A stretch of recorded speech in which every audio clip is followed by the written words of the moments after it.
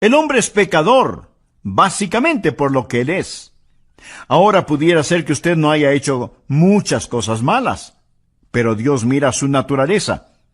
Si usted viera un perro con espuma en la boca y actuando de una manera extraña, diría que es un perro rabioso que debe ser enjaulado y destruido. No por lo que el perro haya hecho, porque a lo mejor no ha mordido a nadie, pero sí porque tiene la capacidad de hacerlo.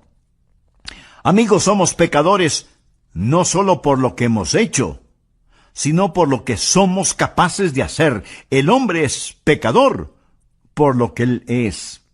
Segundo, el hombre es pecador por lo que ha hecho. En Romanos 3:23 leemos, por cuanto todos pecaron y están destituidos de la gloria de Dios. Piense, amigo, en las cosas que usted ha hecho.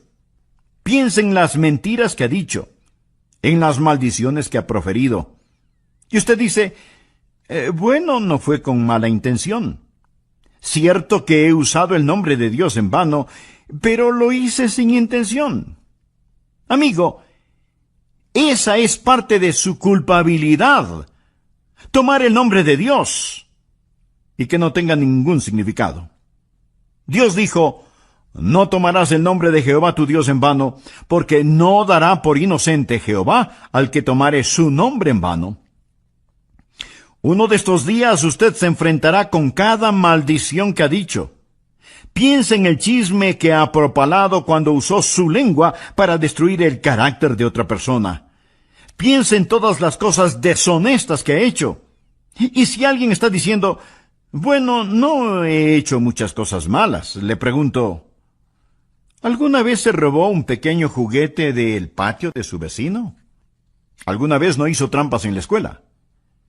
Y si usted me dice, oh, pero esos fueron pecados pequeños, mi amigo, quiero recordarle que Dios no lo califica con puntos decimales. Somos pecadores por lo que somos. Somos pecadores por lo que hemos hecho. Piense en su vida mental. Usted odia. Y Dios escribe asesinato. Usted tiene lujuria. Dios escribe fornicación o adulterio. El hombre es pecador por lo que él es y por lo que ha hecho. Y además es pecador por lo que no ha hecho. ¿Por qué Dios lo creó? Para que lo conociera, para que lo amara, para que lo sirviera. Esa es la razón por la que Dios lo hizo. Si es que usted no lo conoce, no lo ama, no le sirve, entonces usted ha estado caminando en esta fructífera tierra de Dios, comiendo del alimento de Dios, usando el calor del sol de Dios y respirando el aire de Dios, sin darle a Dios lo que le pertenece, o sea, su gloria. Pero todas estas cosas no son el problema básico del hombre. El problema básico del hombre no es que él es un pecador por lo que él es, ni por lo que ha hecho. El problema básico del hombre es que es pecador por lo que no ha hecho. Esto es, darle la gloria y el honor a Dios. De acuerdo al versículo 9, el hombre es pecador por no creer. Y eso es algo acerca de lo cual solo el Espíritu Santo de Dios puede convencerle. El Señor Jesús dijo que cuando el Espíritu Santo venga, convencerá al mundo de pecado por cuanto no creen en mí. Tal vez usted diga, bueno, pero eso no es un gran pecado. Amigo, ese es el gran pecado. Es el padre, la madre, los padres del pecado. Es el pecado de pecados. El mayor pecado es la incredulidad. Y si usted dice, pero eso no es tan malo. El asesinato es peor que eso. La violación es peor que eso. No. Dios dice que la incredulidad es el peor pecado. Claro, podría refutar, bueno, yo no estoy de acuerdo. No esperaría que esté de acuerdo, a menos que el Espíritu Santo de Dios se lo enseñe. Y cuando Él lo haga, usted entenderá que el Espíritu Santo de Dios viene a ayudarle a comprender por qué la incredulidad es el gran pecado. Mi amigo, es el pecado que lo condenará para siempre, la incredulidad. Ahora, si usted dice, yo no estoy de acuerdo con eso, Piense conmigo por un momento. Y oro que el Espíritu Santo de Dios le enseñe mientras hablo, que usted pueda entender lo que es este gran pecado, y que por él usted pagará el mayor precio. De hecho, este gran pecado no es cometido frecuentemente en una casa de prostitución, no se lo comete en los bares, se lo comete en la iglesia, donde el Evangelio es predicado. Alguien dirá, bien, debo admitirlo, he mentido, he copiado respuestas en el colegio, a veces he perdido mi temperamento y he leído revistas pornográficas. Pero, pastor, ¿me está diciendo que Dios me enviará al infierno por toda la eternidad solo por eso? Quiero decir, eso sería como condenar a un hombre a cadena perpetua solo porque robó un pedazo de pan.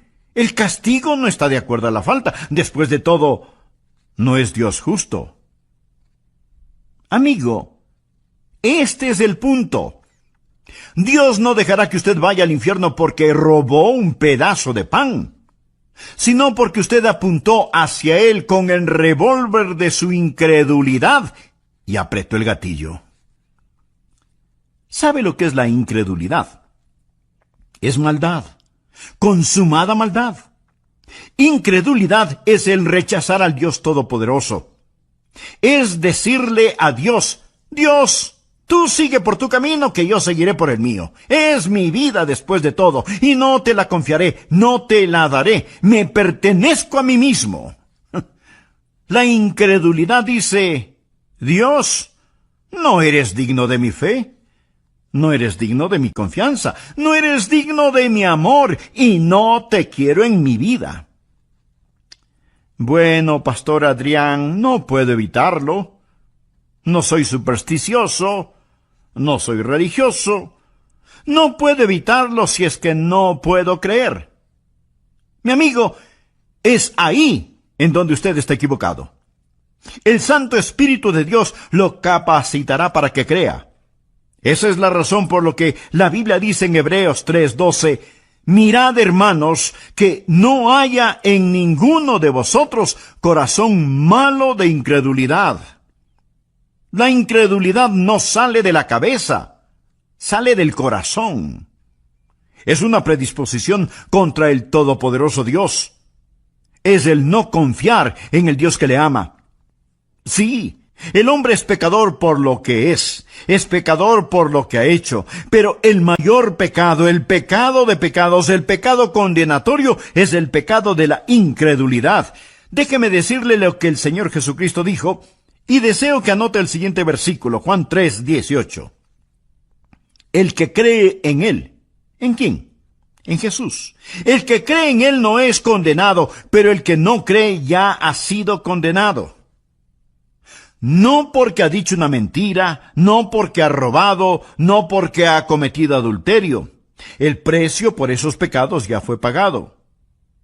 Ya ha sido condenado porque no ha creído en el nombre del unigénito Hijo de Dios. El que cree no es condenado. Usted viene con fe y deposita esa fe en el Señor Jesucristo. Y ahora pues ninguna condenación hay para los que están en Cristo Jesús. Rechace al Señor Jesucristo y usted está condenado porque no ha creído, lo ha rechazado. Ese es el mayor pecado y con él viene el castigo más grande. Ahora aquí está la segunda verdad, que no entenderá sino hasta cuando el Espíritu Santo de Dios se le enseñe. No solo la verdad acerca del problema básico del hombre, la incredulidad, sino, en segundo lugar, la verdad de la provisión abundante del Salvador. ¿Y cuál es la verdad sobre la provisión abundante del Salvador? El Espíritu Santo ha venido. Cuando Él habla, habla de justicia. Jesús dijo, por cuanto voy al Padre, y no me veréis más. ¿Cuál es la provisión abundante del Salvador? Usted dirá, Él vino a sanar. No. Él vino a enseñar. No primordialmente. Entonces usted dice, Él vino para ayudar a los pobres. No, mi amigo. Él vino a buscar y a salvar lo que se había perdido. Él vino como Salvador. Vino a proveer justicia. ¿Me escuchó? Vino a proveer justicia. Nacido de una virgen, vivió una vida sin pecado y tomó mi pecado y su pecado sobre sí mismo. Fue colgado en una cruz y con su sangre pagó la deuda del pecado. Lo pusieron en una oscura tumba, resucitó al tercer día, ascendió a los cielos. Todo lo que él vino a hacer lo cumplió. Hablando a su Padre, Jesús dijo: He acabado la obra que me diste que hiciera. Ahora pues, Padre, glorifícame tú al lado tuyo con aquella gloria que tuve contigo antes que el mundo fuese. ¿Qué es lo que está diciendo Jesús? Dice: He terminado el trabajo que me encargaste. Regreso a casa y ascenderé las altas montañas de la gloria. Y el Espíritu Santo vendrá, y Él les convencerá de la justicia que pueden tener por mi intermedio. La idea del mundo sobre el pecado es que el hombre es pecador por las cosas que hace. No. El hombre hace lo que hace porque es pecador. Un hombre no es mentiroso porque dice mentiras porque es un mentiroso. El pecado está en su corazón. Y la idea del mundo acerca de la justicia está lo mismo de deformada. El mundo piensa que un hombre es pecador si hace algo malo, y piensa que un hombre es justo si hace lo bueno. Si nuestras obras buenas pesan más que nuestras obras malas, Dios nos dirá: ¡lo lograste! Si lo malo pesa más que lo bueno, Él simplemente nos dirá: fallaste. Esa es la idea del mundo acerca de la justicia. Pero deseo que escuche lo que dicen las Escrituras. Dios habla acerca de su pueblo Israel, y esto es lo que Él dice en Romanos 10:3. Porque ignorando la justicia de Dios y procurando establecer la suya propia, no se han sujetado a la justicia de Dios. Pensemos por un momento. Si usted pudiera ser presentado como justo delante de Dios por hacer buenas obras, o dar dinero, o ayudar a los pobres, o por ser religioso y bondadoso, si usted pudiera ser tenido como justo por hacer eso, escúcheme ahora atentamente. ¿Por qué tuvo que morir Jesús? ¿Por qué tuvo que sufrir en la cruz? Si usted pudo haberse salvado por sus propias justicias. Quiero que piense que si usted pudo haberse salvado por sus buenas obras, entonces el Calvario fue la equivocación más colosal de todas las edades. Piense en eso. Pablo dice lo siguiente en Gálatas 2:21. No desecho la gracia de Dios, pues si por la ley fuese la justicia, entonces por demás murió Cristo. ¿Qué significa eso? Cuando usted trata de ganar su salvación, está frustrando la gracia de Dios. Pues si por la ley fuese la justicia, entonces por demás murió Cristo. ¿Quiere decir Cristo que Él murió en vano? ¿Que murió por nada? Si usted pudiera por guardar los 10 mandamientos, ese es el significado de la ley, si usted pudiera construir su camino hacia el cielo, dígame, mi amigo, ¿por qué murió Jesús? ¿Cuál es el propósito de la cruz? ¿Me quiere decir que Dios permitió que su querido y precioso Hijo muriera en indescriptible agonía sobre esa cruz, cuando usted pudo haberse salvado sin ella? Dios dejó que su Hijo muriera. Mi amigo, si eso es verdad, yo odiaría el encontrarme con ese Dios en un callejón oscuro. Yo no tendría respeto por un Dios que pudo permitir que Jesucristo muriera de esa manera sobre una cruz, que fuera masacrado sobre una cruz romana, cuando usted pudo haberse salvado solo siendo bueno. Mire nuevamente el versículo. Pues si por la ley fuese la justicia, entonces por demás murió Cristo. Pero la mayoría de las personas en nuestros países son ególatras, que se ufanan mientras van rumbo al infierno. Se ufanan de ser demasiado buenas como para ser condenadas. Solo el Espíritu Santo de Dios le podrá convencer a usted de que el gran pecado es el pecado de la incredulidad. Solo el Espíritu Santo de Dios le podrá convencer de que usted no tiene ni la mitad de un aleluya de oportunidad para irse al cielo, aparte de la sangre derramada del Señor Jesucristo. Y si usted me dice, bueno, Pastor Rogers, yo soy una buena persona. Déjeme decirle lo que Dios dice acerca de usted. Anote el siguiente versículo. Isaías 64:6. Si bien todos nosotros somos como suciedad y todas nuestras justicias como trapo de inmundicia. No habla de sus malas obras. Habla de sus buenas obras. A los ojos de Dios son como trapos de inmundicia. Esta es la palabra que describe lo que utilizaban para cubrir las lacras purulentas de los leprosos. Todas nuestras justicias son como trapos de inmundicia. Solo el Espíritu Santo de Dios puede enseñarle a usted eso. Usted puede cometer un mortal error al depender de sus autojustificaciones en vez de depender de la justicia de Cristo. Ahora, cuando usted cree en el Señor Jesucristo, ¿qué es lo que Él hace? Primero, Él cambia lo que usted es. El momento que usted cree en Él, recuerde, hemos dicho que un hombre es pecador por lo que Él es. Bien, Jesús cambia lo que ese hombre es. Los creyentes no son solo buenas personas, son criaturas nuevas, de modo que si alguno está en Cristo, nueva criatura es. Dios le da una nueva naturaleza. ¿Desea esa nueva naturaleza? Entonces, pídasela al orar de todo corazón. Amigo, amiga, gracias por escuchar El Amor que Vale. Hoy estudiaremos la segunda parte de la enseñanza titulada Cuando el Espíritu habla, tomada del Evangelio de Juan capítulo 16. A manera de repaso, en nuestra última lección vimos que hay cosas que usted nunca aprenderá en la escuela. Cosas que nunca las resolverá intelectualmente hasta que haga a un lado su orgullo y permita que Dios, el Espíritu Santo, le hable acerca de 3 extraordinarias verdades. Veámoslas. Por favor, abra su Biblia en Juan, capítulo 16, versículo 7. Jesús está hablando de su ascensión al cielo y de la venida del Espíritu Santo a la tierra y dice, pero yo os digo la verdad. Os conviene que yo me vaya, porque si no me fuere, el Consolador no vendría a vosotros, mas si me fuere, os lo enviaré. Ahora la palabra Consolador es la palabra que significa defensor o abogado. Ahora notemos lo que dice el versículo 8, y cuando Él venga, convencerá al mundo, primero, de pecado, segundo, de justicia, y tercero, de juicio. Estas son las 3 cosas que usted nunca entenderá si no fuera por el Espíritu Santo: pecado, justicia y juicio. Versículos 9 y 10.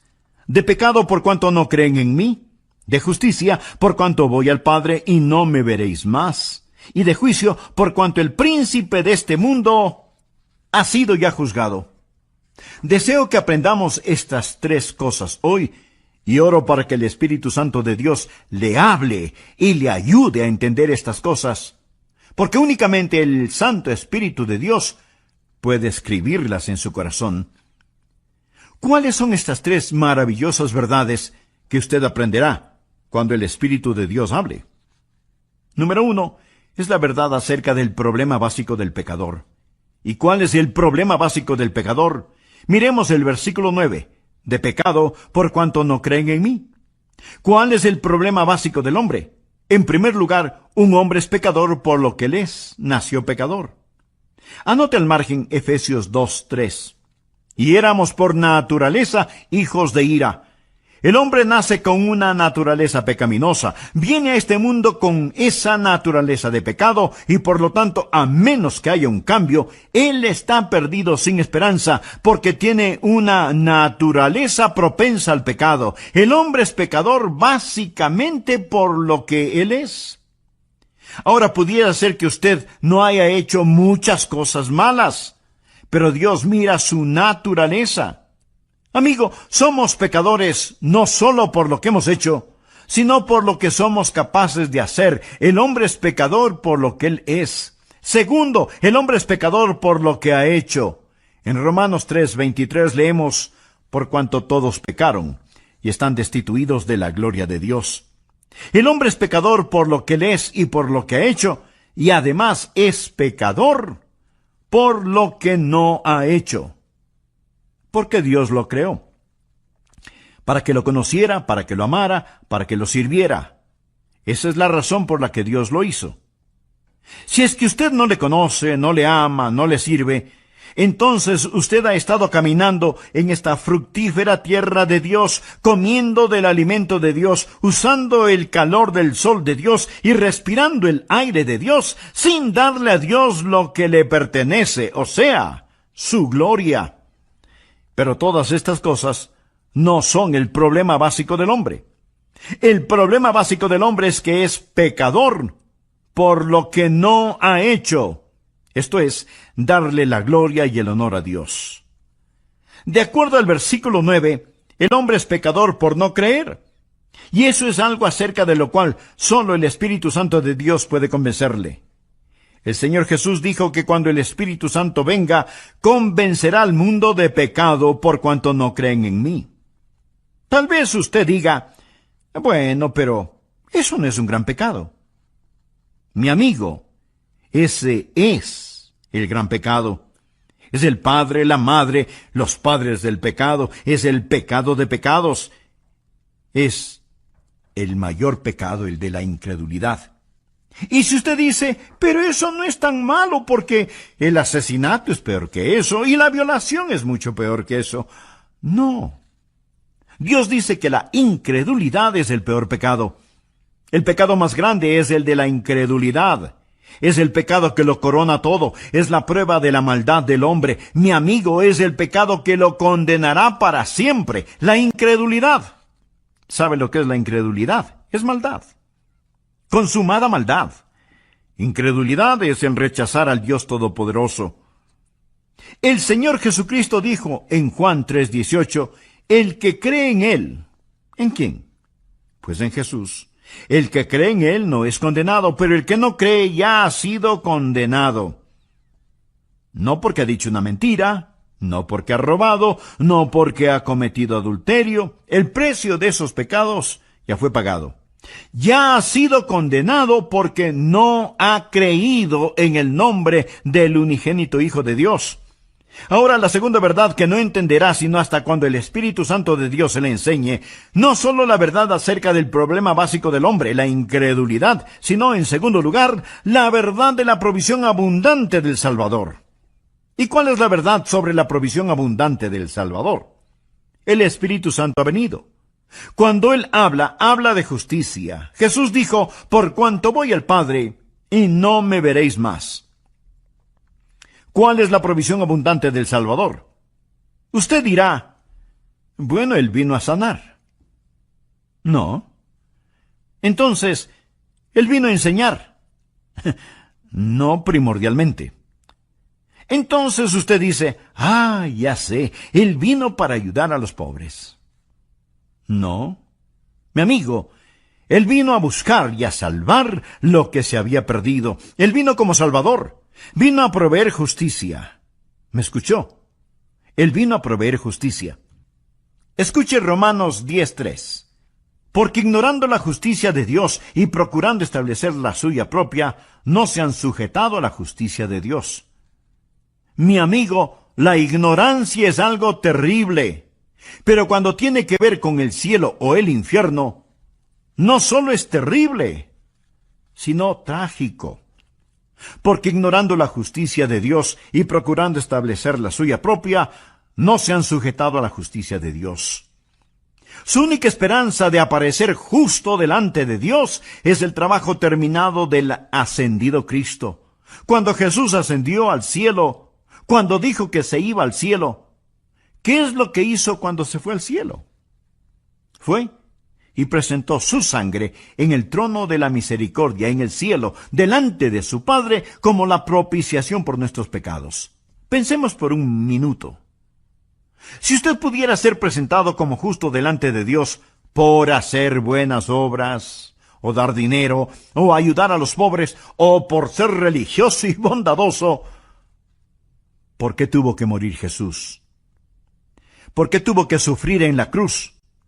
Si usted pudo haberse salvado por sus propias justicias. Cuando usted trata de ganar su salvación, está frustrando la gracia de Dios. Pues si por la ley fuese la justicia, entonces por demás murió Cristo. Quiere decir, Cristo murió en vano. Murió por nada. Si usted pudiera guardar los 10 mandamientos, y ese es el significado de la ley, si usted pudiera construir su camino hacia el cielo, dígame, mi amigo, ¿por qué murió Jesús? ¿Cuál es el propósito de la cruz? Oh, solo el Espíritu Santo de Dios le podrá convencer a usted de que el gran pecado es el pecado de la incredulidad. Solo el Espíritu Santo de Dios le podrá convencer de que usted no tiene ni la mitad de un aleluya de oportunidad para irse al cielo, aparte de la sangre derramada del Señor Jesucristo. Ahora, cuando usted cree en el Señor Jesucristo, ¿qué es lo que Él hace? Primero, Él cambia lo que usted es. El momento que usted cree en Él, recuerde, hemos dicho que un hombre es pecador por lo que Él es. Bien, Jesús cambia lo que ese hombre es. Los creyentes no solo son buenas personas, sino que son nuevas criaturas, de modo que si alguno está en Cristo, nueva criatura es. Dios le da una nueva naturaleza. Cuando yo, siendo joven, recibí a Cristo, Dios puso una nueva naturaleza en mi corazón. Tan nueva era mi naturaleza que mis profesores se preguntaban, ¿y qué le pasó a Adrian Rogers? Fue un cambio radical. Pero, mi amigo, no solo cambia lo que somos, sino que también nos perdona lo que hayamos hecho. ¿Recuerda que dijimos que somos pecadores por lo que hemos hecho? Bien. Cada mancha, cada suciedad, cada negrura es lavada, más blanca que la nieve, y enterrada en la tumba del olvido de Dios. Pero no solo cambia lo que somos, no solo perdona lo que hemos hecho, sino que también nos da lo que necesitamos. ¿Y qué es lo que necesitamos? Necesitamos justicia. Por favor, anote Romanos capítulo 4, versículos 5 y 6. Mas al que no obra, si no cree en aquel que justifica al impío, su fe le es contada por justicia. O sea, Dios deposita justicia en nuestra cuenta. Como también David habla de la bienaventuranza del hombre a quien Dios atribuye justicia sin obras. Esa palabra atribuir significa poner a nuestra cuenta. Mas al que no obra, sino cree en aquel que justifica al impío, su fe le es contada por justicia. Bienaventurado el hombre a quien Dios atribuye justicia sin obras. Dios pone esa justicia en su cuenta. ¿Y cuán glorioso es eso? Y si usted dice, pero no lo entiendo, esa es la razón por la cual oro para que el Santo Espíritu de Dios abra su corazón hoy. Cuando el Espíritu de Dios venga, le convencerá de justicia, la única justicia que usted tendrá. Escúcheme. La peor forma de maldad es la bondad humana, cuando esa bondad humana se vuelve sustituto para el nuevo nacimiento. Permítame repetirlo.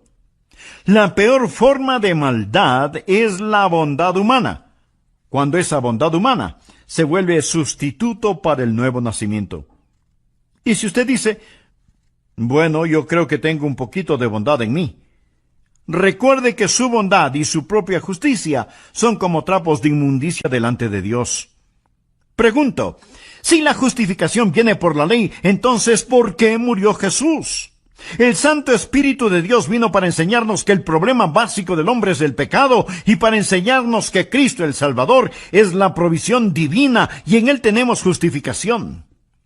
La próxima verdad que usted nunca entenderá sin la ayuda del Espíritu Santo es, en tercer lugar, acerca del poder destruido de Satanás. Jesús dijo que el Espíritu Santo vendrá para enseñarnos sobre el pecado, la justicia y el juicio. Juan 16:11 dice, y de juicio, por cuanto el príncipe de este mundo ha sido ya juzgado. Note el tiempo gramatical aquí. No dice que el príncipe de este mundo, que es Satanás, será juzgado. No. Satanás ya ha sido juzgado. Y usted necesita entender esto porque algunos piensan que aún estamos esperando saber el resultado final. No. Cuando Jesús enfrentó la cruz, esto es lo que dijo en Juan 12:31. Ahora es el juicio de este mundo. Ahora el príncipe de este mundo será echado fuera. No cuando Jesús venga nuevamente, sea el año que sea. Ahora es el juicio de este mundo. Amigo, cuando Jesús murió en la cruz, y mientras el hombre hacía las cosas más malévolas y malvadas, Dios estaba ganando la mayor victoria. Cuando Cristo inclinó su cabeza y expiró, el reino de Satanás fue destruido, la espalda de Satanás fue rota y se volvió un criminal condenado. Se pronunció sentencia sobre él. El juicio concluyó. Él gobierna un reino condenado.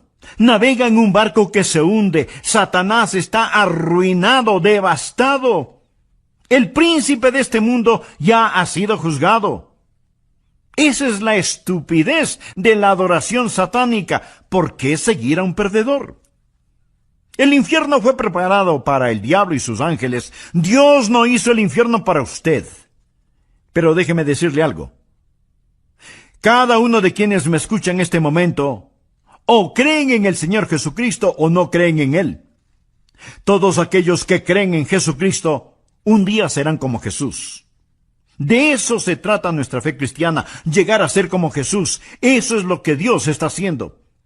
Dios quiere que los que creen en su Hijo sean hechos conforme a la imagen de su Hijo. De eso se trata. Amigo, usted está escuchando a un hombre que un día será hecho a la imagen de Jesucristo.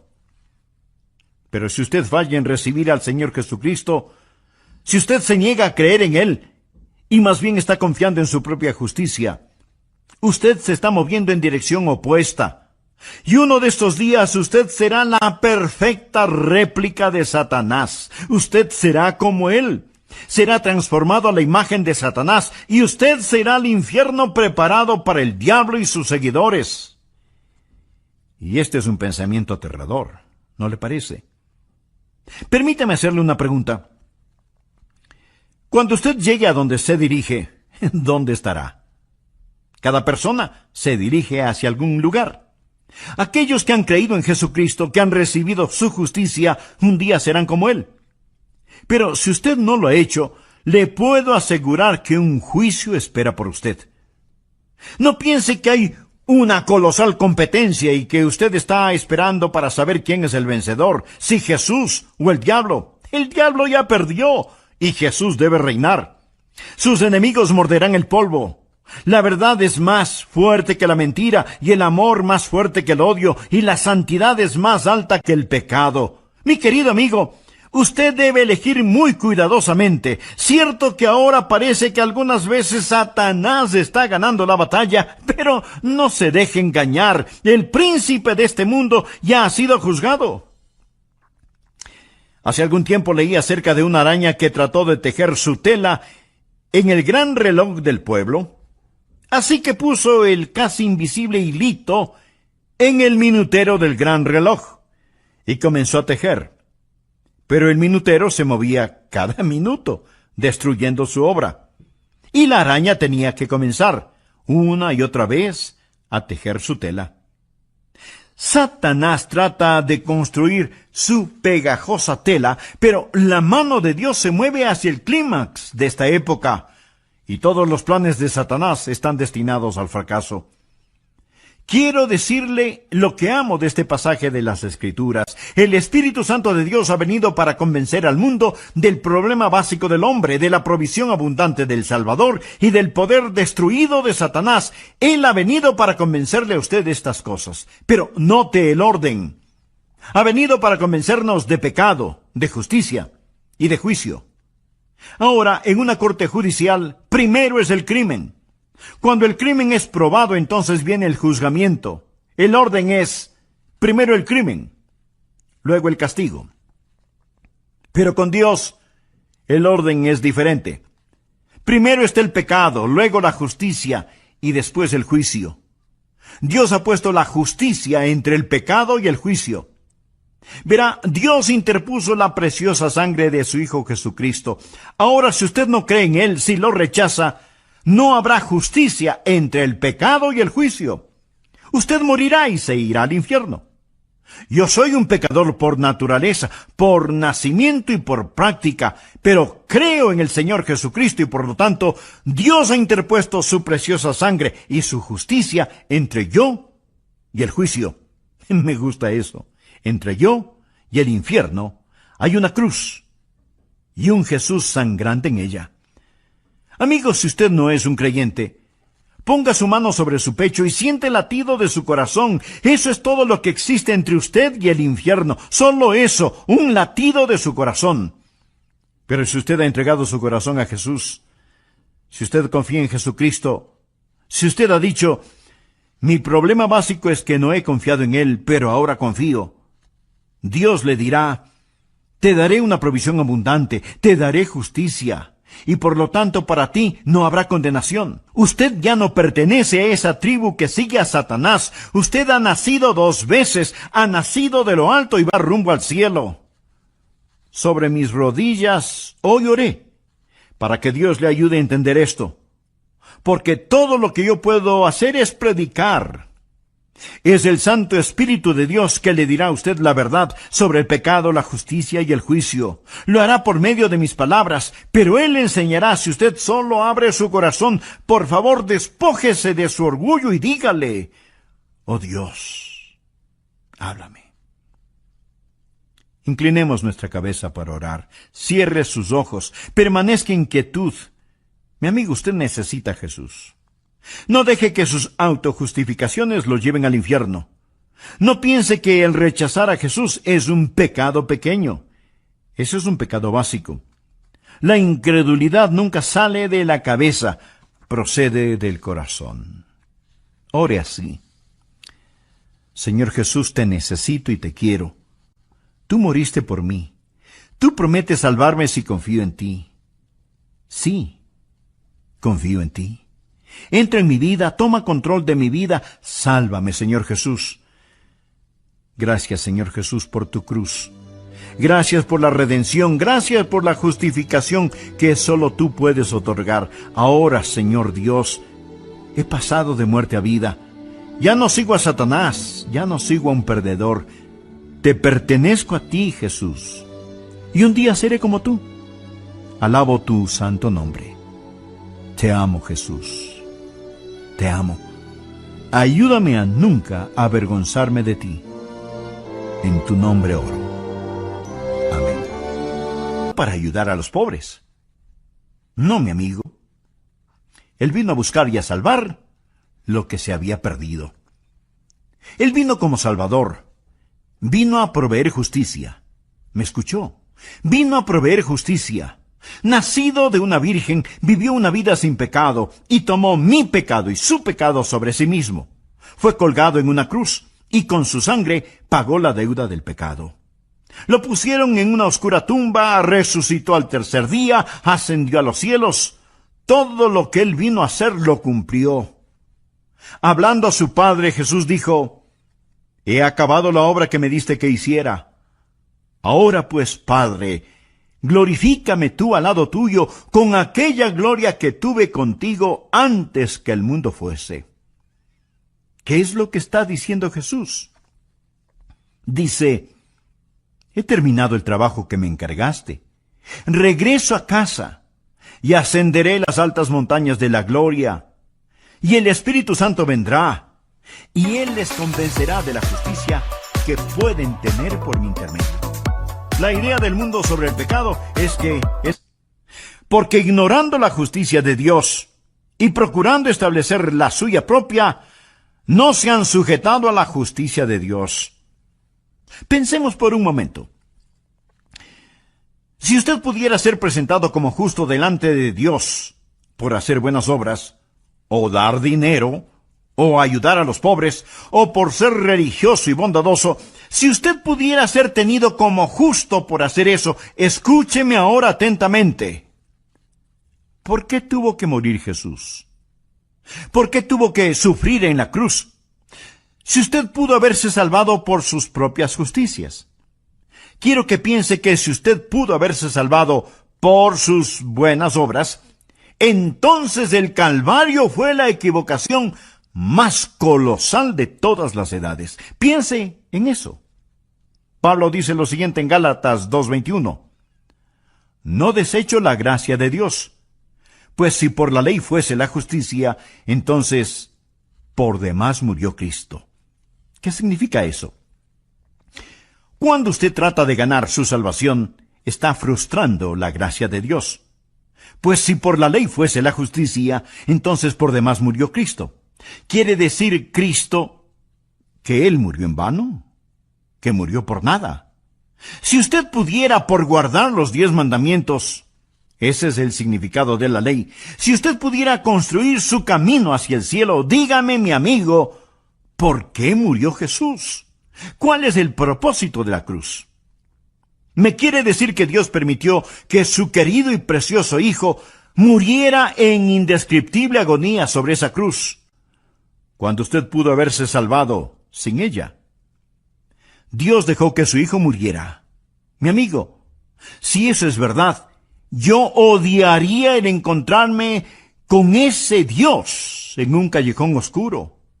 Yo no tendría respeto por un Dios que pudo permitir que Jesucristo muriera de esa manera, sobre una cruz, que fuera masacrado sobre una cruz romana, cuando usted pudo haberse salvado solo siendo bueno. Mire nuevamente el versículo. Pues si por la ley fuese la justicia, entonces por demás murió Cristo.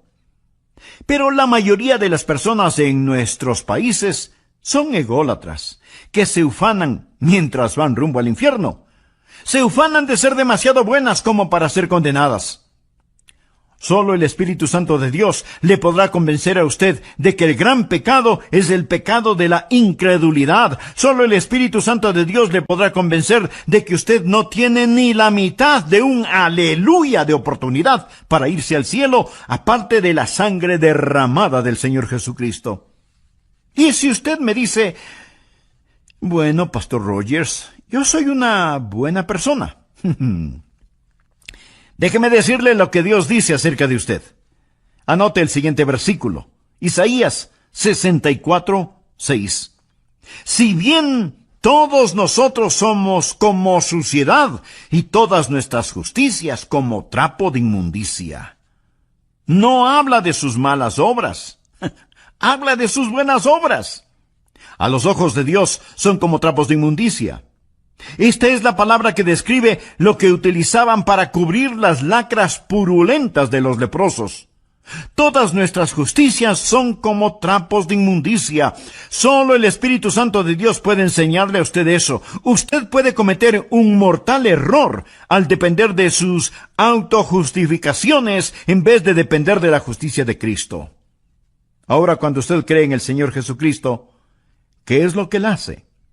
Primero, Él cambia lo que usted es. El momento que usted cree en Él, recuerde, hemos dicho que un hombre es pecador por lo que Él es. Bien, Jesús cambia lo que ese hombre es. Los creyentes no son solo buenas personas, son criaturas nuevas, de modo que si alguno está en Cristo, nueva criatura es. Dios le da una nueva naturaleza. ¿Desea esa nueva naturaleza? Entonces, pídasela al orar de todo corazón. Amigo, amiga, gracias por escuchar El Amor que Vale. Hoy estudiaremos la segunda parte de la enseñanza titulada Cuando el Espíritu habla, tomada del Evangelio de Juan capítulo 16. A manera de repaso, en nuestra última lección vimos que hay cosas que usted nunca aprenderá en la escuela. Cosas que nunca las resolverá intelectualmente hasta que haga a un lado su orgullo y permita que Dios, el Espíritu Santo, le hable acerca de 3 extraordinarias verdades. Veámoslas. Por favor, abra su Biblia en Juan, capítulo 16, versículo 7. Jesús está hablando de su ascensión al cielo y de la venida del Espíritu Santo a la tierra y dice, pero yo os digo la verdad. Os conviene que yo me vaya, porque si no me fuere, el Consolador no vendría a vosotros, mas si me fuere, os lo enviaré. Ahora la palabra consolador es la palabra que significa defensor o abogado. Ahora notemos lo que dice el versículo 8. Y cuando Él venga, convencerá al mundo, primero, de pecado, segundo, de justicia y tercero, de juicio. Estas son las tres cosas que usted nunca entenderá si no creen en mí. ¿Cuál es el problema básico del hombre? En primer lugar, un hombre es pecador por lo que él es, nació pecador. Anote al margen Efesios 2:3. Y éramos por naturaleza hijos de ira. El hombre nace con una naturaleza pecaminosa, viene a este mundo con esa naturaleza de pecado y por lo tanto, a menos que haya un cambio, él está perdido sin esperanza porque tiene una naturaleza propensa al pecado. El hombre es pecador básicamente por lo que él es. Ahora pudiera ser que usted no haya hecho muchas cosas malas, pero Dios mira su naturaleza. Amigo, somos pecadores no solo por lo que hemos hecho, sino por lo que somos capaces de hacer. El hombre es pecador por lo que él es. Segundo, el hombre es pecador por lo que ha hecho. En Romanos 3:23 leemos, por cuanto todos pecaron y están destituidos de la gloria de Dios. El hombre es pecador por lo que él es y por lo que ha hecho, y además es pecador por lo que no ha hecho. Porque Dios lo creó. Para que lo conociera, para que lo amara, para que lo sirviera. Esa es la razón por la que Dios lo hizo. Si es que usted no le conoce, no le ama, no le sirve, entonces usted ha estado caminando en esta fructífera tierra de Dios, comiendo del alimento de Dios, usando el calor del sol de Dios y respirando el aire de Dios, sin darle a Dios lo que le pertenece, o sea, su gloria. Pero todas estas cosas no son el problema básico del hombre. El problema básico del hombre es que es pecador por lo que no ha hecho. Esto es, darle la gloria y el honor a Dios. De acuerdo al versículo 9, el hombre es pecador por no creer. Y eso es algo acerca de lo cual solo el Espíritu Santo de Dios puede convencerle. El Señor Jesús dijo que cuando el Espíritu Santo venga, convencerá al mundo de pecado por cuanto no creen en mí. Tal vez usted diga, bueno, pero eso no es un gran pecado. Mi amigo, ese es el gran pecado. Es el padre, la madre, los padres del pecado. Es el pecado de pecados. Es el mayor pecado, el de la incredulidad. Y si usted dice,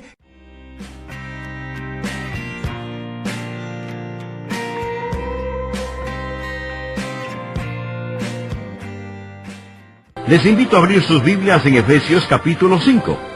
Hoy estudiaremos acerca de la armonía en el hogar. Empezaremos a leer desde el versículo 18 hasta el final del capítulo 5. Dice así la palabra de Dios. No os embriaguéis con vino en el cual hay disolución. Antes bien, sed llenos del Espíritu, hablando entre vosotros con salmos, con himnos y cánticos espirituales, cantando y alabando al Señor en vuestros corazones, dando gracias por todo al Dios y Padre, en el nombre de nuestro Señor Jesucristo. Someteos unos a otros en el temor de Dios. Las casadas estén sujetas a sus propios maridos como al Señor, porque el marido es la cabeza de la mujer, así como Cristo es la cabeza de la iglesia, la cual es su cuerpo, y Él es su Salvador. Así que como la iglesia está sujeta a Cristo, así también las casadas lo estén a sus maridos en todo. Maridos, amad a vuestras mujeres, así como Cristo amó a la iglesia y se entregó a sí mismo por ella para santificarla, habiéndola purificado en el lavamiento del agua por la palabra, a fin de presentársela a sí mismo una iglesia gloriosa, que no tuviese mancha ni arruga ni cosa semejante, sino que fuese santa y sin mancha. Así también los maridos deben amar a sus mujeres como a sus mismos cuerpos. El que ama a su mujer, a sí mismo se ama, porque nadie aborreció jamás a su propia carne, sino que la sustenta y la cuida, como también Cristo a la iglesia, porque somos miembros de su cuerpo, de su carne y de sus huesos. Por esto dejará el hombre a su padre y a su madre, y se unirá a su mujer, y los dos serán una sola carne. Grande es este misterio. Mas yo digo esto respecto de Cristo y de la Iglesia. Por lo demás, cada uno de vosotros ame también a su mujer como a sí mismo, y la mujer respete a su marido. Para que haya armonía en el hogar, debe haber melodías que nos guste escuchar y nos gusta cantar juntos. Armonía para cantar diferentes partes. Dios hizo a los hombres y a las mujeres diferentes para poder hacernos uno, para que podamos cantar la misma canción. Pero el hombre canta una parte y toma la iniciativa, y la mujer canta la otra parte, armonizando con su esposo. Ese es el plan de Dios. Entre el hombre y la mujer hay diferencias psicológicas, fisiológicas y emocionales que varían en grado. No son exactamente lo mismo en cada ser humano. Pero estamos hablando del diseño divino. Cómo Dios hizo al varón y a la mujer con definitivas diferencias. Por ejemplo, Dios nos enseña que el hombre debe ser el proveedor y que la mujer debe ser su ayudante. El hombre debe ser el protector y la mujer una nutridora, porque en su vientre se nutre la vida. El hombre debe ser el guiador, mientras la mujer es la encargada de los adornos y la belleza del hogar. Y mientras, por lo general, el hombre es más fuerte físicamente, la mujer es más tierna y frágil en su naturaleza. Dios nos hizo diferentes a fin de poder hacernos uno. Pedro dice que juntos, hombre y mujer, somos herederos de la gracia de la vida. Dios desea que juntos, marido y mujer, sean los herederos de sus bendiciones. Hay un diseño divino, hay diferencias definitivas y hay direcciones dinámicas. Hoy tenemos una generación de niños que está muy confundida. No saben si están siendo criados por un hombre femenino o una mujer masculina. Hoy existe una especie de neblina entre la distinción de los sexos como resultado del feminismo radical. Pero esto solo pone en evidencia el fracaso de los hombres por no ser el tipo de hombres masculinos que deben ser. Tenemos una generación de hombres miniatura en lugar de verdaderos hombres. Esto es un tributo al fracaso del hombre en desempeñar el rol que Dios le ha dado. La epidemia de divorcios, la homosexualidad, el abuso sexual, la promiscuidad, los trastornos emocionales, los suicidios. Pienso que los hombres son principalmente los responsables. Cuando Eva falló, Dios no la culpó principalmente a ella. Dios culpó a Adán por el fracaso de Eva. Y los hombres debemos asumir nuestras responsabilidades. Con esto en mente, permítame decirle 5 cosas que nosotros, los hombres, debemos hacer. Primero, usted debe asumir su responsabilidad. El capítulo 5 de Efesios es mucho más fuerte para los hombres que para las mujeres cuando se lo interpreta correctamente. Amigo, le voy a decir lo que debe hacer si desea ser un hombre de verdad, si quiere tener una masculinidad madura, si quiere ser capaz de demostrarles a sus hijos cuál fue la intención original de Dios y cuál el diseño divino para usted como hombre. Primero, usted debe asumir su responsabilidad. Por favor, leamos Efesios capítulo 5, versos 22 y 23. Las casadas estén sujetas a sus propios maridos como al Señor, porque el marido es la cabeza de la mujer, así como Cristo es la cabeza de la iglesia, la cual es su cuerpo y Él es su Salvador. Muchas veces llamamos a eso la cadena de mando. Pero la cadena de mando no es la mejor manera de describirlo. De lo que realmente se habla aquí es de la cadena de responsabilidad. Ser la cabeza literalmente significa que usted es responsable. No significa que usted existe para que le suplan sus necesidades. Significa que usted existe para suplir las necesidades de otros. Como esposos, no podemos evadir esas responsabilidades. Por favor, anote al margen 1 Corintios, capítulo 11, versículo 3. Pero quiero que sepáis que Cristo es la cabeza de todo varón, y el varón es la cabeza de la mujer, y Dios la cabeza de Cristo. El problema actual es que hay tantos hombres que no asumen sus responsabilidades. Quieren tener el liderazgo, pero no la responsabilidad. Cuando se le dice a su esposa que esté sujeta a usted, eso significa que ella debe esperar en usted. No significa que ella está para ser su sirvienta, pero está allí para que las necesidades básicas de ella sean suplidas por usted. El hecho de que ella se someta a usted significa que usted tiene la responsabilidad de cuidar de ella, y su liderazgo debe ser un liderazgo que sirve.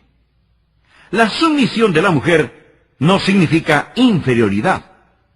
Claro que el diablo le dirá que si está en sumisión, usted es inferior. No lo crea. Esa es una mentira satánica. En Filipenses 2, versículos del 5 al 9, leemos: haya pues en vosotros este sentir que hubo también en Cristo Jesús, el cual, siendo en forma de Dios, no estimó el ser igual a Dios como cosa a que aferrarse, sino que se despojó a sí mismo, tomando la forma de siervo, hecho semejante a los hombres, y estando en la condición de hombre, se humilló a sí mismo, haciéndose obediente hasta la muerte, y muerte de cruz. Por lo cual Dios también le exaltó hasta lo sumo, y le dio un nombre, que es sobre todo nombre. Jesús se humilló, y Dios lo exaltó. Nunca nos parecemos más a Jesús que cuando tenemos un espíritu de sumisión. Nunca nos parecemos más al diablo que cuando tenemos un espíritu de rebeldía.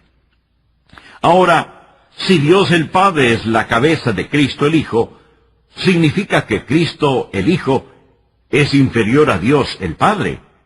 De ninguna manera. Dios el Padre, el Hijo y el Espíritu Santo son coiguales y coeternos. Sería blasfemia y distorsión de una doctrina cristiana básica decir que alguien es inferior en la Trinidad. Sin embargo, eternamente, el Señor Jesucristo está en sumisión al Padre Eterno. La mujer no es inferior al hombre cuando está en sumisión a éste. La sumisión cristiana es simplemente un igual que se pone voluntariamente bajo otro igual para que Jesucristo pueda ser glorificado. Eso es todo. Algunas veces hablamos de marido y mujer como de una sociedad, pero esa no es la mejor manera de describir el matrimonio. Un escritor cristiano dice que cuando se habla de marido y mujer como socios, entonces no existe una cabeza. Marido y mujer son más bien como un equipo, y todos en la familia, marido, mujer, hijos, determinarán como equipo los triunfos o los fracasos del equipo. Al asumir las responsabilidades, el esposo debe delegar autoridad, pero no puede eludir su responsabilidad. Permítame repetir esto. Al hablar de asumir responsabilidades, el esposo puede delegar autoridad, pero no puede eludir su responsabilidad. Cuando un esposo delega autoridad, o sea, le da autoridad a su esposa para que realice un sinnúmero de cosas, si todo sale bien, ella debe ser alabada, felicitada. Pero si las cosas no salen bien, es el esposo el que tiene la culpa, porque aunque él haya delegado autoridad, no puede eludir su responsabilidad. Espero que usted, amigo, esposo, padre, ejecutivo, empleado, entienda perfectamente bien este principio. ¿Sabía que el Señor Jesucristo no impone su señorío sobre usted? Nunca lo hace. Y si Él lo hiciera, probablemente seríamos un poco mejor de lo que somos en tales cosas, pero estaríamos actuando mecánicamente. Debemos amar a nuestras esposas como Cristo ama a la iglesia. No debemos demandar ser la cabeza. El respeto y la confianza se ganan. Y el Señor Jesucristo definitivamente se ha ganado mi respeto, se ha ganado mi confianza. Así que si usted es un esposo y tiene dificultades en asumir el liderazgo en su hogar, no espere que le tengan confianza. Busque ganarse el respeto. Deje que su esposa aprenda a respetarlo como hombre de Dios, como una persona amable, y entonces la confianza llegará automáticamente. Nosotros como esposos debemos asumir nuestras responsabilidades. El respetar el liderazgo de su esposo es, para la esposa, como una red de seguridad. Usted como esposo es la cabeza del hogar. Esto no significa tanto una cadena de mando, sino más bien el asumir su responsabilidad. Segundo, esta diferencia entre los sexos significa que usted como marido debe hacerle saber a su esposa que ella es la número uno en su vida. La Biblia dice, maridos, amad a vuestras mujeres, así como Cristo amó a la iglesia y se entregó a sí mismo por ella. Su esposa debe saber que ella está antes que los niños, antes que suegra o suegro. Por tanto, dejará el hombre a su padre y a su madre y se unirá a su mujer. Joyce, mi esposa, sabe que entre los millones y millones de seres humanos sobre la faz de esta tierra, en mi vida, ella es la única. Ella es la primera. Y sé sin lugar a dudas que yo soy el primero en la vida de ella. Eso me da un sentido de seguridad. Pensar que entre todas las personas hay una persona que me ama más que cualquier otra sobre esta tierra. Y qué sentimiento más agradable es el saber que ella me ama de esa manera y que ella sabe que yo la amo de la misma manera y que ella es la única, la número uno en mi vida. Por consiguiente, necesito tratarla como Cristo trató a la iglesia. Amigo, tal vez usted no sea culpable de adulterio físico, pero sí de adulterio emocional cuando comparte con otras mujeres lo que solo debe compartir con su esposa. Y el adulterio emocional termina inevitablemente en adulterio físico. Y aunque no suceda así, el adulterio emocional es un crimen contra su esposa y un pecado contra Dios. Desde el punto de vista de la relación marido y mujer, su esposa necesita ser absolutamente la única, la número uno en su vida. Tercero, no solo necesita hacerle saber a su esposa que ella es la única, la número uno, sino que también usted necesita proteger a su esposa de traumas emocionales. Por favor, leamos nuevamente lo que dice Efesios capítulo 5, versículos 26 y 27. Para santificarla, habiéndola purificado en el lavamiento del agua por la palabra, a fin de presentársela a sí mismo, una iglesia gloriosa, que no tuviese mancha ni arruga ni cosa semejante, sino que fuese santa y sin mancha. Los hombres deben amar a sus esposas. Eso significa que deben protegerlas de traumas y daños emocionales. Amigo, ese es su trabajo y su responsabilidad. Refiriéndose a la iglesia dice, a fin de presentársela a sí mismo sin mancha. La palabra mancha significa basura, suciedad.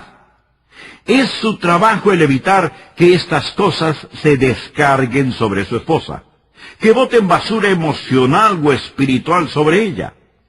Y debe tener cuidado de no ser usted mismo el que descarga estas cosas hasta el punto de que ella no pueda sobrellevarlas. Ella quiere que usted comparta sus pesares.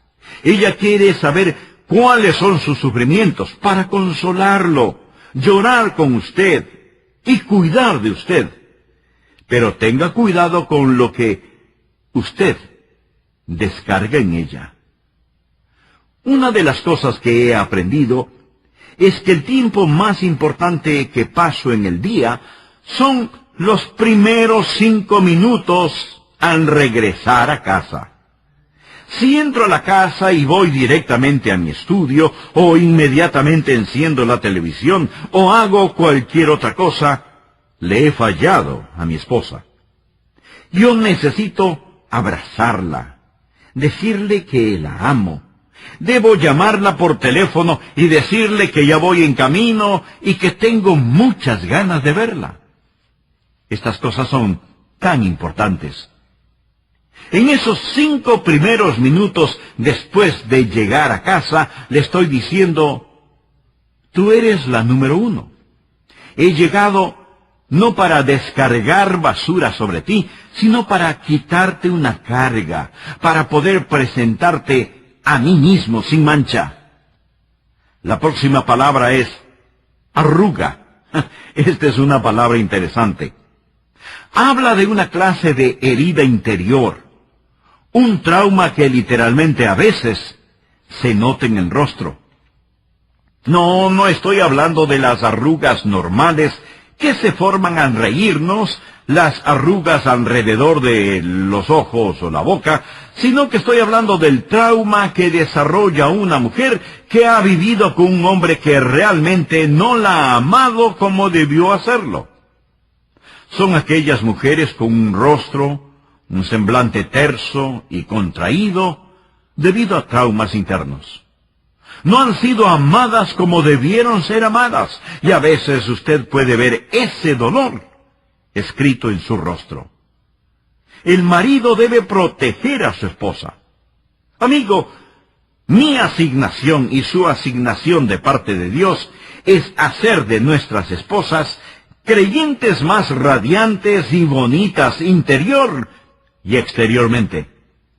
Lo que hay que hacer es no solo el asumir la responsabilidad, no solo hacerle saber a su esposa que ella es la única, la número 1, no solo protegerla de traumas emocionales, sino también hacer que su esposa se sienta absolutamente segura, amparada, protegida. El versículo 29 de Efesios 5 nos dice, porque nadie aborreció jamás a su propia carne, sino que la sustenta y la cuida. La palabra sustentar es obvio que significa alimentar. Cuando usted tiene hambre, ¿qué es lo que hace? Pues come, y cuando está sediento, quiere beber. Usted desea que sus necesidades sean suplidas, y como esposo, es su responsabilidad proveer para su esposa el sustento físico, psicológico, emocional y espiritual que ella necesita para crecer. Esta diferencia entre los sexos significa que usted como marido debe hacerle saber a su esposa que ella es la número 1 en su vida. La Biblia dice, maridos, amad a vuestras mujeres, así como Cristo amó a la iglesia y se entregó a sí mismo por ella. Su esposa debe saber que ella está antes que los niños, antes que suegra o suegro. Por tanto, dejará el hombre a su padre y a su madre y se unirá a su mujer. Joyce, mi esposa, sabe que entre los millones y millones de seres humanos sobre la faz de esta tierra, en mi vida, ella es la única. Ella es la primera. Y sé sin lugar a dudas que yo soy el primero en la vida de ella. Eso me da un sentido de seguridad. Pensar que entre todas las personas hay una persona que me ama más que cualquier otra sobre esta tierra. Y qué sentimiento más agradable es el saber que ella me ama de esa manera y que ella sabe que yo la amo de la misma manera y que ella es la única, la número uno en mi vida. Por consiguiente, necesito tratarla como Cristo trató a la iglesia. Amigo, tal vez usted no sea culpable de adulterio físico, pero sí de adulterio emocional cuando comparte con otras mujeres lo que solo debe compartir con su esposa. Y el adulterio emocional termina inevitablemente en adulterio físico. Y aunque no suceda así, el adulterio emocional es un crimen contra su esposa y un pecado contra Dios. Desde el punto de vista de la relación marido y mujer, su esposa necesita ser absolutamente la única, la número uno en su vida. Tercero, no solo necesita hacerle saber a su esposa que ella es la única, la número uno, sino que también usted necesita proteger a su esposa de traumas emocionales. Por favor, leamos nuevamente lo que dice Efesios capítulo 5, versículos 26 y 27. Para santificarla, habiéndola purificado en el lavamiento del agua por la palabra, a fin de presentársela a sí mismo una iglesia gloriosa, que no tuviese mancha ni arruga ni cosa semejante, sino que fuese santa y sin mancha. Los hombres deben amar a sus esposas. Eso significa que deben protegerlas de traumas y daños emocionales. Amigo, ese es su trabajo y su responsabilidad. Refiriéndose a la iglesia, dice, a fin de presentársela a sí mismo sin mancha. La palabra mancha significa basura, suciedad. Es su trabajo el evitar que estas cosas se descarguen sobre su esposa, que boten basura emocional o espiritual sobre ella. Y debe tener cuidado de no ser usted mismo el que descarga estas cosas hasta el punto de que ella no pueda sobrellevarlas. Ella quiere que usted comparta sus pesares. Ella quiere saber cuáles son sus sufrimientos para consolarlo, llorar con usted y cuidar de usted. Pero tenga cuidado con lo que usted descarga en ella. Una de las cosas que he aprendido es que el tiempo más importante que paso en el día son los primeros 5 minutos al regresar a casa. Si entro a la casa y voy directamente a mi estudio, o inmediatamente enciendo la televisión, o hago cualquier otra cosa, le he fallado a mi esposa. Yo necesito abrazarla, decirle que la amo. Debo llamarla por teléfono y decirle que ya voy en camino y que tengo muchas ganas de verla. Estas cosas son tan importantes. En esos 5 primeros minutos después de llegar a casa, le estoy diciendo, tú eres la número uno. He llegado no para descargar basura sobre ti, sino para quitarte una carga, para poder presentarte a mí mismo sin mancha. La próxima palabra es arruga. Esta es una palabra interesante. Habla de una clase de herida interior, un trauma que literalmente a veces se nota en el rostro.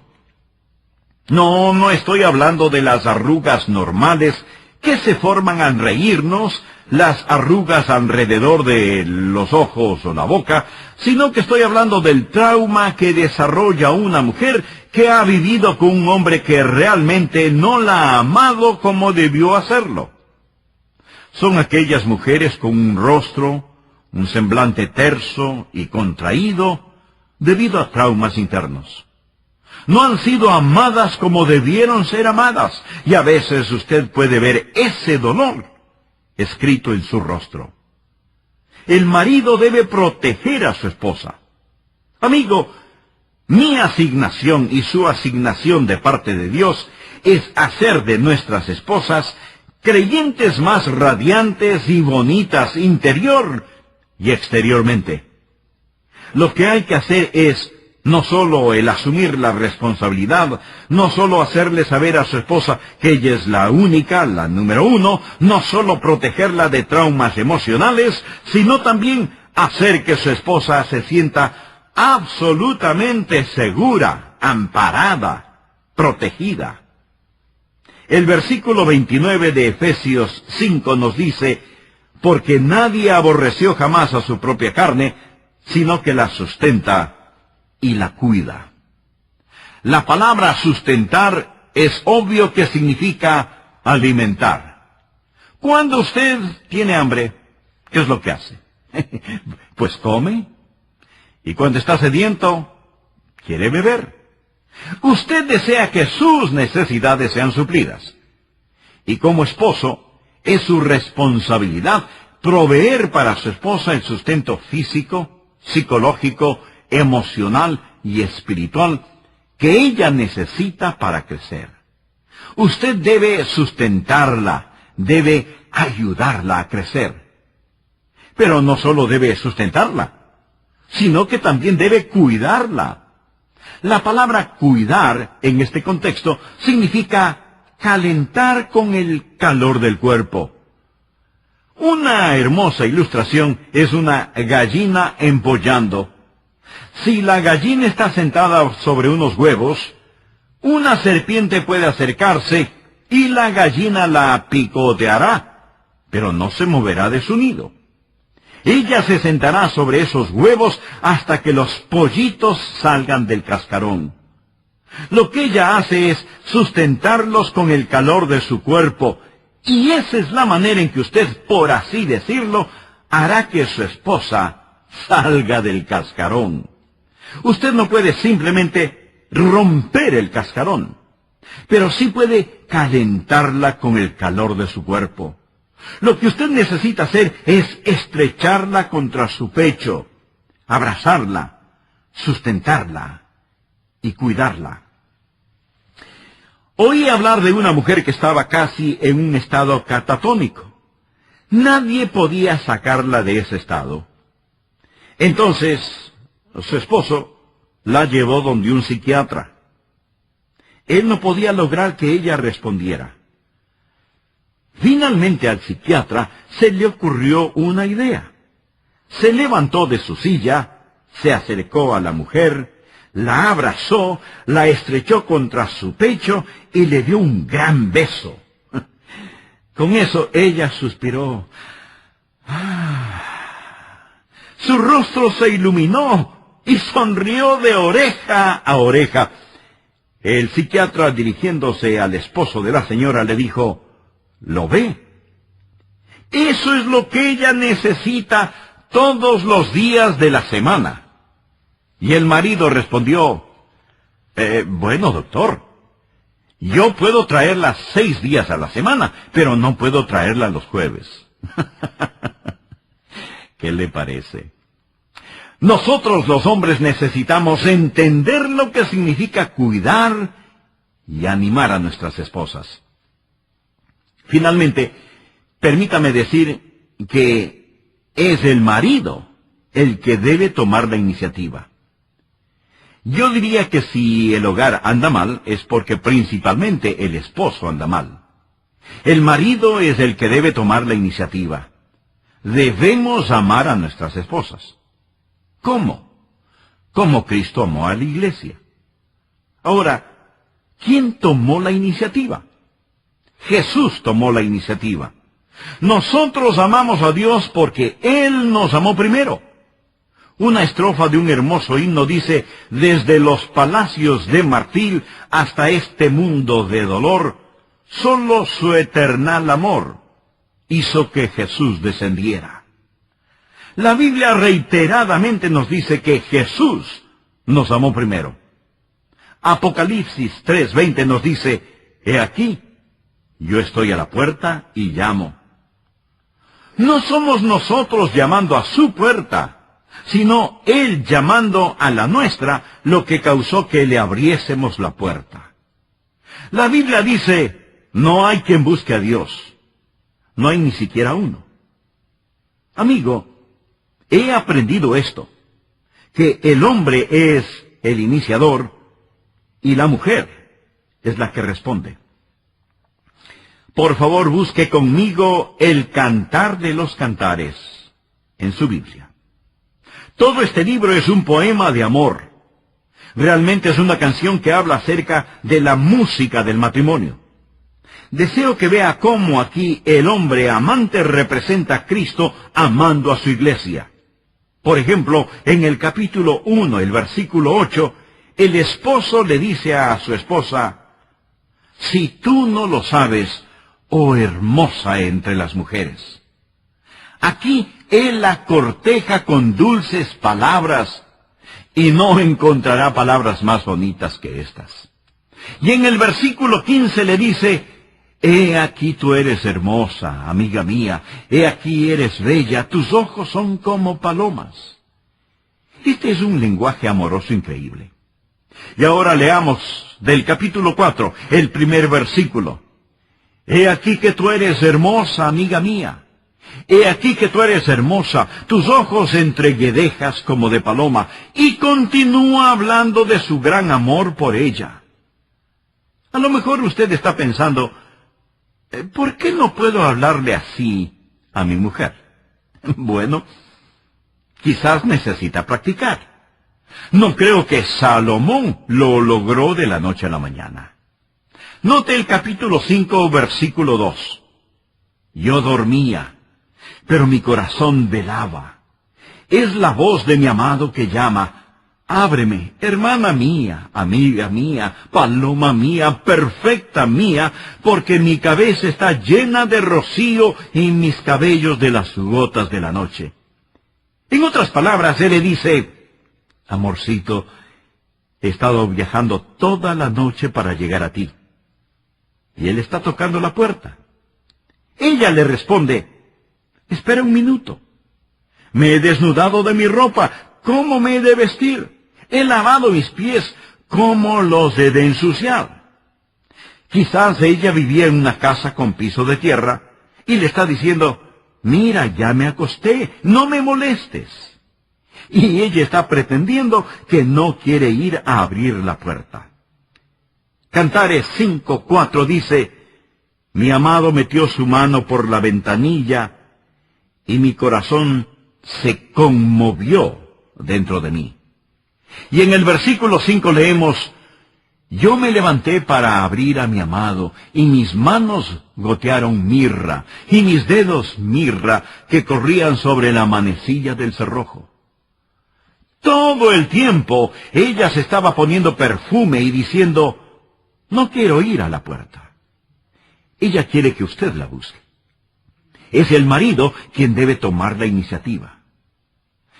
¿Sabía que si usted no toma la iniciativa en amar a su esposa, le va a causar un trauma si ella tiene que hacerlo?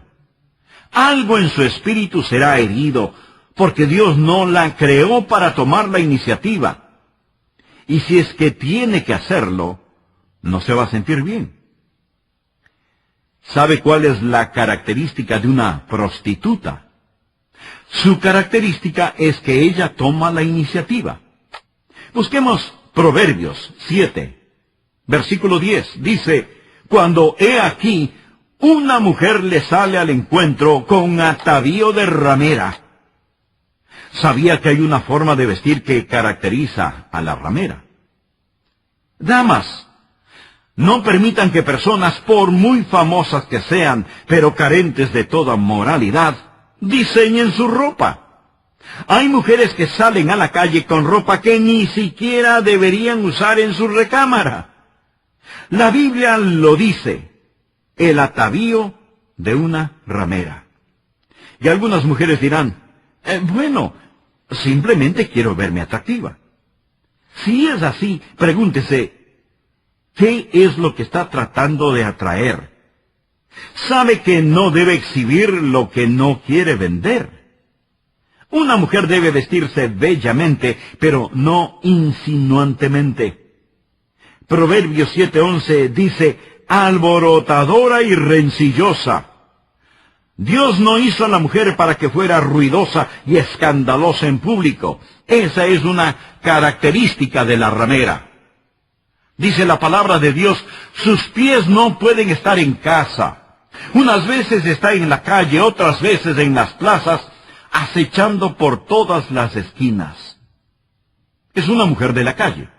No soporta estar en su hogar, y ahora note cómo ella es la agresora. Se asió a él y le besó con semblante descarado, luego prosiguió a invitarlo para que se acueste con ella. Esa es la característica de la ramera. No estoy diciendo que la esposa no puede ser amorosa con su esposo, que no pueda coquetear con su marido. Claro que puede hacerlo.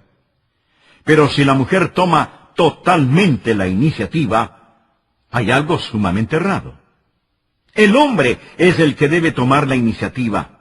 Pero, ¿sabe cuál es el problema con los hombres?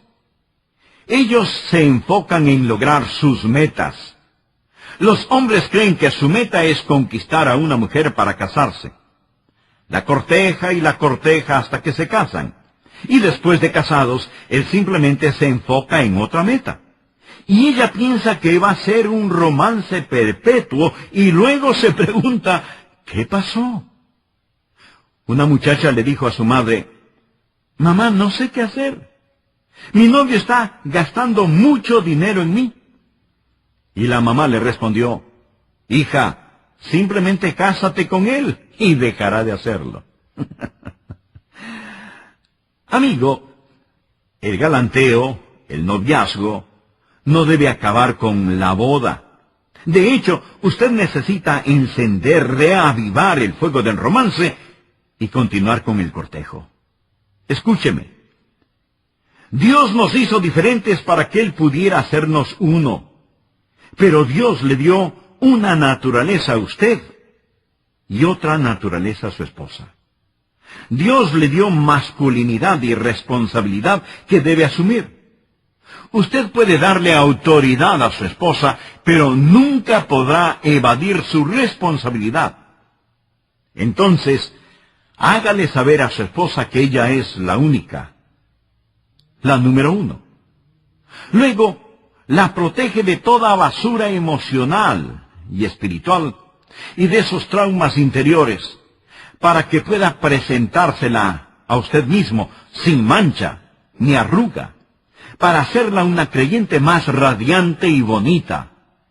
Y no deje de animarla, sustentarla y cuidarla.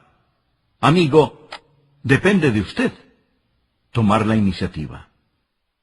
Todos nosotros, incluso quien le habla, debemos empezar a practicar lo que la palabra de Dios dice para que pueda haber armonía en el hogar. Debemos ver el dinero no como una meta, sino como una herramienta, y no sacrificar a nuestras familias por ganar dinero o tiempo. Más bien sacrifiquemos el dinero o el tiempo o cualquier otra cosa por lograr la meta de tener un hogar cristiano que glorifique a Dios. Todo esto no lo podemos hacer nosotros solos. Necesitamos la guía de Dios. Si desea un hogar cristiano, Cristo debe ser el centro de nuestras vidas. Por ello, si Cristo no mora aún en su corazón, le invito a decir conmigo la siguiente sencilla oración. Amado Dios, sé que soy pecador. Sé que tú me amas y deseas salvarme. Jesús, yo creo que tú eres el Hijo de Dios, quien murió en la cruz para pagar por mis pecados. Creo que el Padre te levantó de entre los muertos. Ahora me alejo de mis pecados y por medio de la fe te recibo como mi Salvador y Señor personal. entra en mi corazón, perdona mis pecados y sálvame. Amén.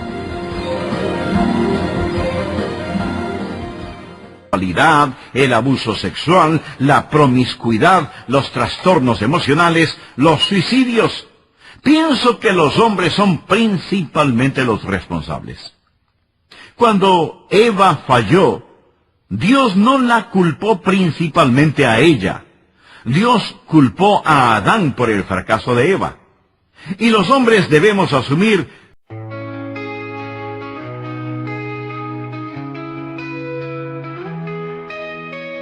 lost in the rhythm of the wind, strings whisper secrets to my soul.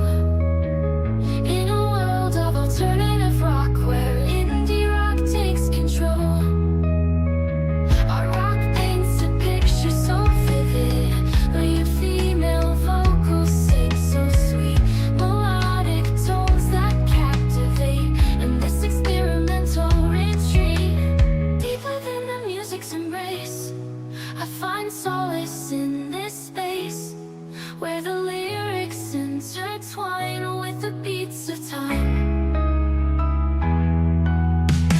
Layers of sound surround me, like a symphony of the mind.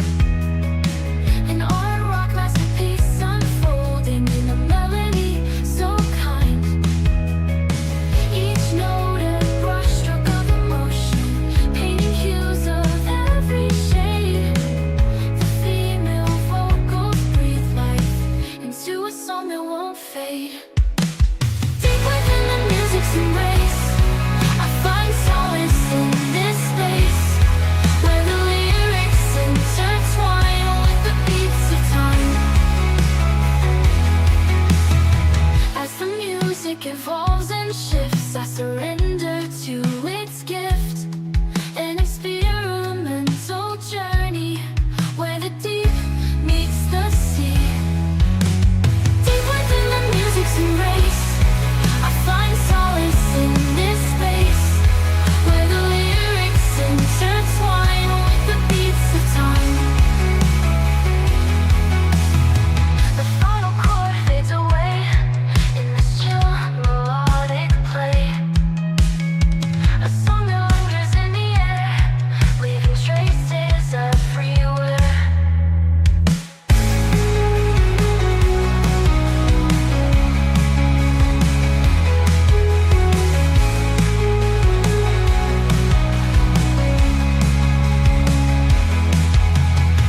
Layers of sound surround me, like a symphony of the mind. An art rock masterpiece unfolding in a melody so kind.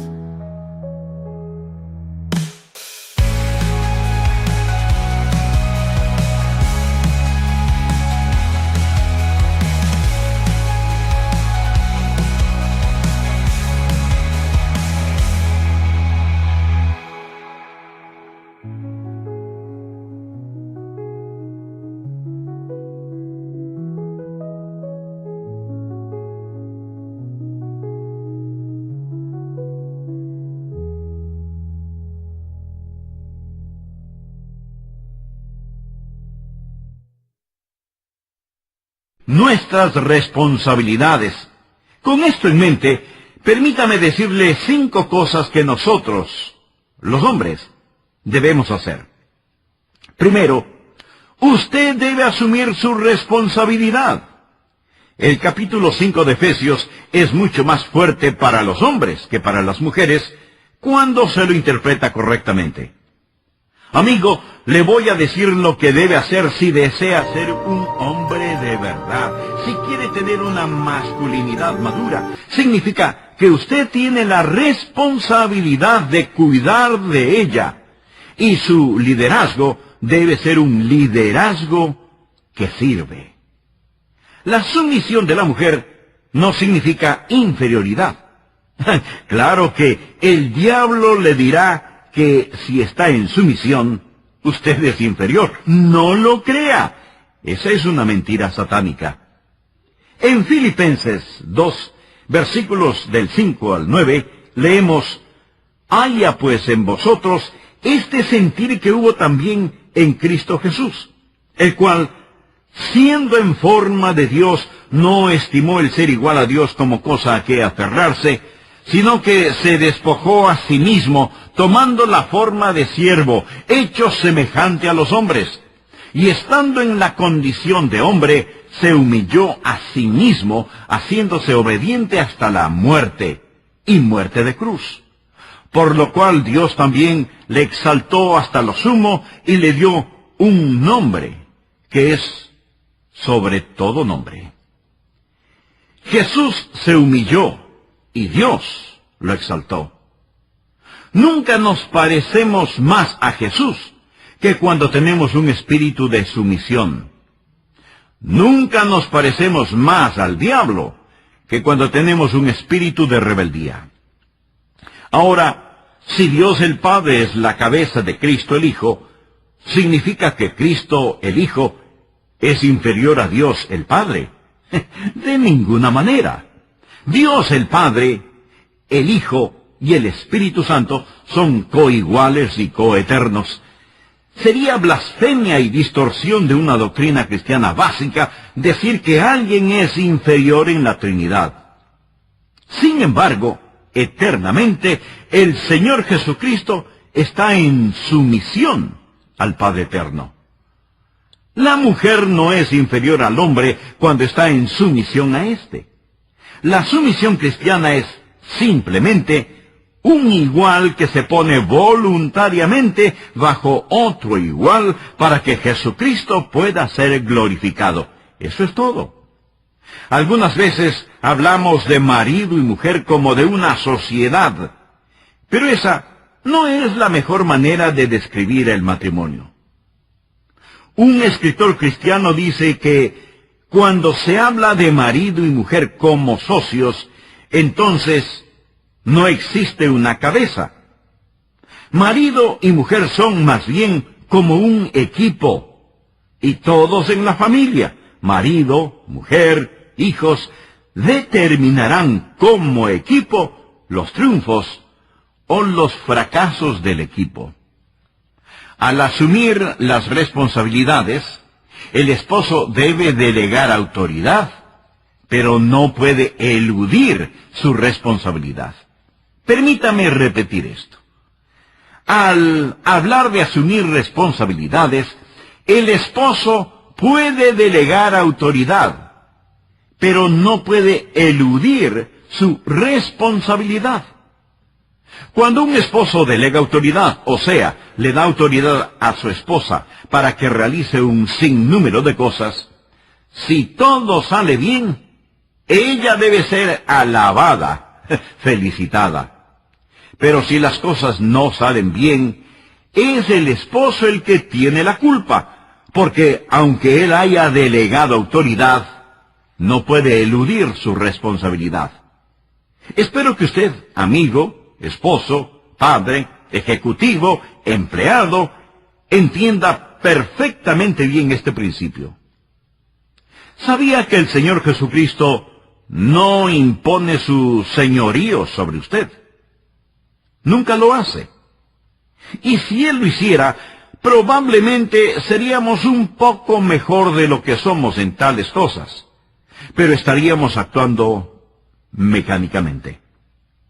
Debemos amar a nuestras esposas como Cristo ama a la iglesia. No debemos demandar ser la cabeza. El respeto y la confianza se ganan. Y el Señor Jesucristo definitivamente se ha ganado mi respeto, se ha ganado mi confianza. Así que si usted es un esposo y tiene dificultades en asumir el liderazgo en su hogar, no espere que le tengan confianza. Busque ganarse el respeto. Deje que su esposa aprenda a respetarlo como hombre de Dios, como una persona amable, y entonces la confianza llegará automáticamente. Nosotros como esposos debemos asumir nuestras responsabilidades. El respetar el liderazgo de su esposo es, para la esposa, como una red de seguridad. Usted como esposo es la cabeza del hogar. Esto no significa tanto una cadena de mando, sino más bien el asumir su responsabilidad. Segundo, esta diferencia entre los sexos significa que usted como marido debe hacerle saber ser absolutamente la única, la número uno en su vida. Tercero, no solo necesita hacerle saber a su esposa que ella es la única, la número uno, sino que también usted necesita proteger a su esposa de traumas emocionales. Por favor, leamos nuevamente lo que dice Efesios capítulo 5, versículos 26 y 27. Para santificarla, habiéndola purificado en el lavamiento del agua por la palabra, a fin de presentársela a sí mismo una iglesia gloriosa, que no tuviese mancha ni arruga ni cosa semejante, sino que fuese santa y sin mancha. Los hombres deben amar a sus esposas. Eso significa que deben protegerlas de traumas y daños emocionales. Amigo, ese es su trabajo y su responsabilidad. Refiriéndose a la iglesia, dice, a fin de presentársela a sí mismo sin mancha. La palabra mancha significa basura, suciedad. Es su trabajo el evitar que estas cosas se descarguen sobre su esposa, que boten basura emocional o espiritual sobre ella. Y debe tener cuidado de no ser usted mismo el que descarga estas cosas hasta el punto de que ella no pueda sobrellevarlas. Ella quiere que usted comparta sus pesares. Ella quiere saber cuáles son sus sufrimientos para consolarlo, llorar con usted y cuidar de usted. Pero tenga cuidado con lo que usted descarga en ella. Una de las cosas que he aprendido es que el tiempo más importante que paso en el día son los primeros 5 minutos al regresar a casa. Si entro a la casa y voy directamente a mi estudio, o inmediatamente enciendo la televisión, o hago cualquier otra cosa, le he fallado a mi esposa. Yo necesito abrazarla,